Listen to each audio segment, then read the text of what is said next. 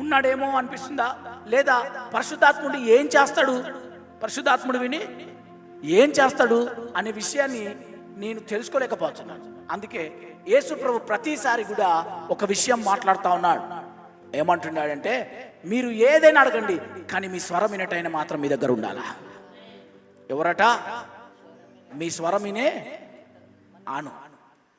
ఇప్పుడు మేము proof reading చూపిస్తా, పరిశుద్ధాత్ముడు ఎలా పనిచేస్తాడు.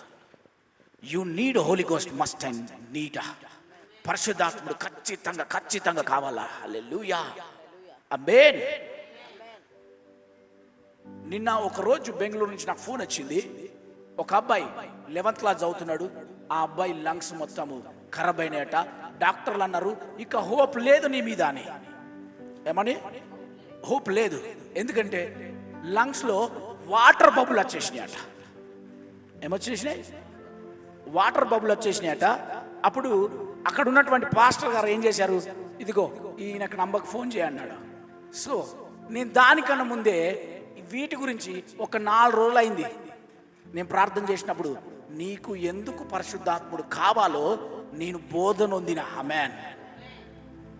నీకెందుకు పరిశుద్ధాత్ముడు కావాలో, నువ్వెందుకు ఇంకా పరిశుద్ధాత్మ అడగాలి. ఇప్పుడు నాకు పరిశుద్ధాత్మ వచ్చింది, నేను అడగాలనా మళ్ళీ?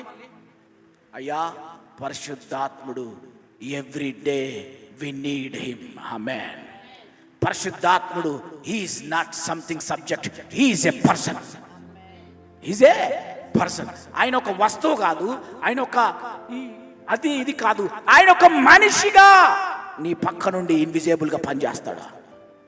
ఇన్విజిబుల్గా పనిచేస్తాడు పరిశుద్ధాత్ముడు.